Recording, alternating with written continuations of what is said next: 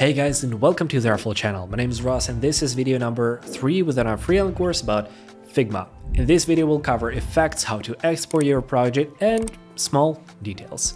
Let's get started. In order to show you how to work with effects in Figma, I create this layout, and let's figure out how to add effects in this software. You need to have at least something, like a shape, a photo, it doesn't matter. And once you have it, like this, I have a photo, you can go to the effects section on the right side, right here, and you can click at this name or this plus icon, it doesn't matter. And once you do that, you'll see that you have a drop shadow applied. This is a standard effect, but you can change it to any other effect you want. If you click here, you'll see a drop down menu with other options like inner shadow, drop shadow, layer blur, background blur, noise, texture, and glass. Let's cover how to work with each of them. If you have inner shadow enabled, it's gonna allow you to have inner shadow on your object. You can blur it out, you can make it smaller by changing Y and X because it's gonna move around your inner shadow. And usually you're gonna use it for situations when you need to imitate lighting from one side or another. Or if you wanna have a fake 3D effect, you can use inner shadow. You can have multiple layers stacked of each other, like multiple fills, multiple strokes. The same goes for multiple effects. And if you want to increase or decrease intensity, you can change color to 100, that's it. If you want to apply another effect, you can press plus. Now change another effect like inner shadow, and you can make it, instead of inner shadow, inner brightness or inner highlight. How to do that? You need to move your object to another section like -4, and X is gonna be -4 as well. And now you can change your color from black to white, and now you can increase or decrease brightness. As you can see, now I have kind of imitation of lighting where I have a shadow on the top section and bright part at the bottom section. If I want to remove any effect, I can just press minus or hide it temporarily by this button. That's it.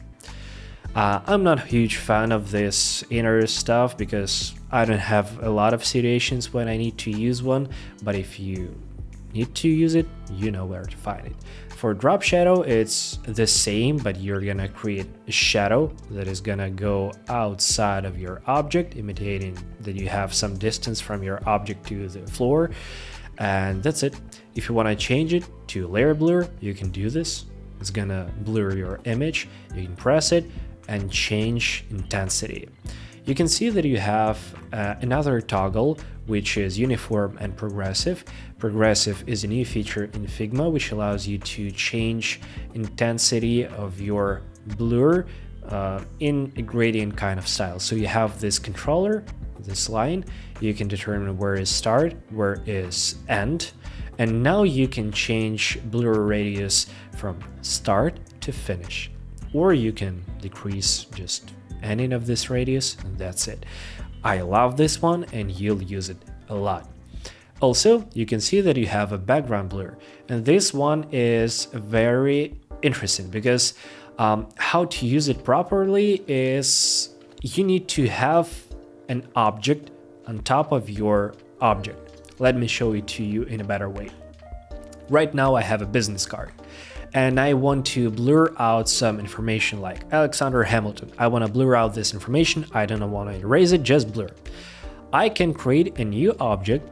Right now I'm gonna press rectangle, drag it right here on top of this text layer, and now I need to drop down opacity to 99% at least, so I can see some effect, but it's gonna be better if I'm gonna drop down it even further, like 50%. Okay, now I can apply effects to this rectangle, effects, choose background blur, and now everything that is located under this layer, under this rectangle, is going to be blurred. If you don't want to see this white fill, you can either drop down this opacity to 1%, Or you can try to fine tune it with blending mode, and that's it. Because if you're gonna hide this one, you'll lose your effect.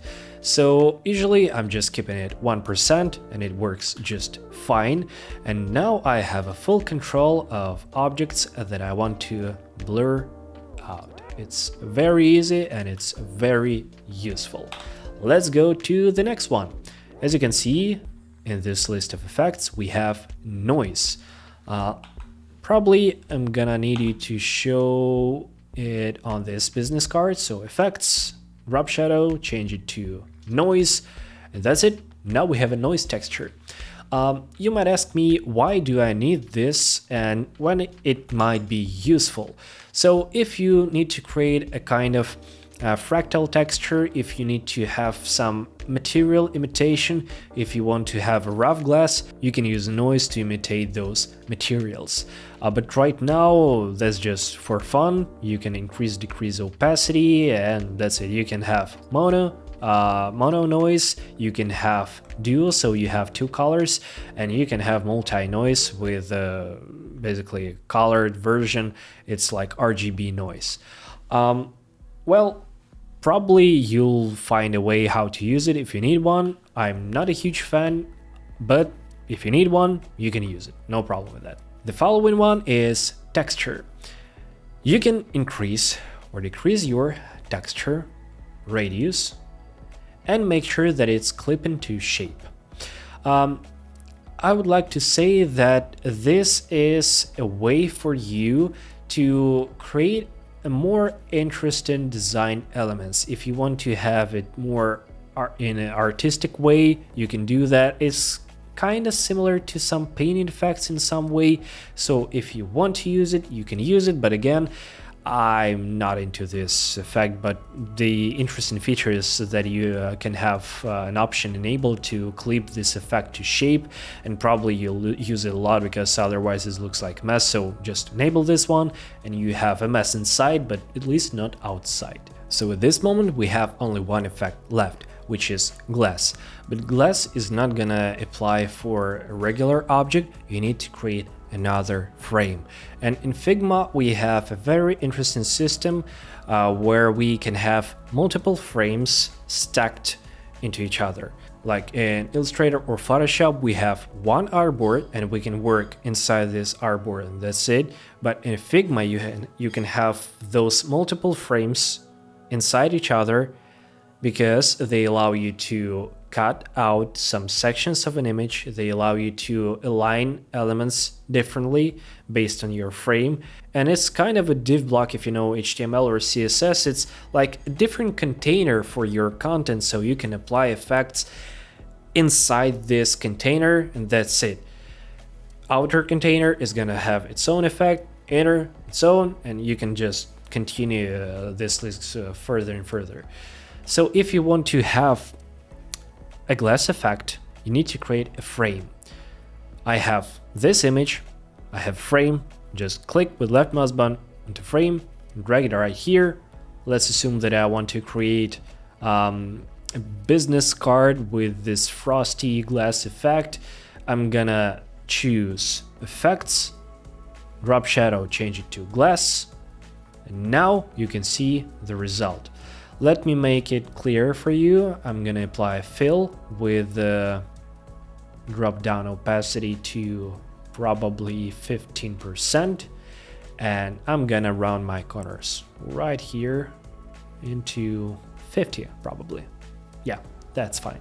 Once you do that, we can go right here in this effect section and change our light position, because right now you can see that we have light on the top left corner, but you can move around to the right section, to the bottom section, and you can change its intensity and angle. Just change it from 80 to 0 or 100. Or you can change refraction, depth, how deep inside it's going on, dispersion, how it changes object right underneath this element. Let me show it to you in a better way. Right now I have a rectangle And this refraction setting allows you to change how much your content is going to be changed based on this depth, this curvature of a glass. And also you can have a frost option so you can blur out your content. Previously we were really struggling with this because once Apple updated their software to this liquid glass effect, we were trying to imitate different scenarios of how to combine multiple layer blurs, different kind of inner strokes with blend modes just to imitate this effect. But right now we have very interesting simple tool to make those changes without any issues, and this tool works like a charm. It's very easy, it's very convenient. So if you need to work with this, just create a frame, assign effects onto this frame, and that's it. It's gonna work just fine. And to finalize this video, we need to figure out how to save our project. You have one option, which is selecting your frame. It can be this frame or this frame, doesn't matter. It can be just an element like this text element, but I'm gonna choose my frame, Bravo 10. Now I can scroll down to the bottom part of this section and you can see export setting. You can click plus so you can choose another format, you can minus it, and you can choose PNG, JPEG, SVG, and PDF. For web usage, you need to choose JPEG most of the time. If you want to have transparency, you can choose PNG. And here you might have an interesting problem sometimes. So if you face it, you know how to solve it. So in some situations, once you're trying to save your image, you might see a little vertical line or horizontal line at the bottom or to the left corner. And this is a problem of anti-aliasing. So it's all about issues with the calculations of a project size based on those anti-aliasing features. And if you want to change them, if you want to get rid of this vertical line on the right or bottom, you need to press here the 3 dots and just include bounding box. That's it. It's gonna solve your problem. Each format has its own settings, so you can check them right here, but I'm gonna use JPEG. Also, you can see that we have a scaling method. Right now, my project is 1400 by 900, but if I want to multiply it by 2, I just can write down 2 and that's it. If you want to leave it 1, you can just write 1 and that's it. You need to know that Figma is vector-based software, so you can change your project without losing quality. It's like Illustrator, but if you have a bad raster image, import in Figma. If you have a low quality of your image, it's gonna be bad no matter what you change here. So check out your image if your result is bad. Check out your resolution at first, check your image quality, and if everything is fine, then everything is gonna be beautiful. So once you do that, check your settings, export JPEG, just click export, and that's it. Now you have your project exported. So guys, I hope you found this video useful, and if you did, please consider hitting the like button, subscribe to the channel, and I'll see you in the next one. Bye.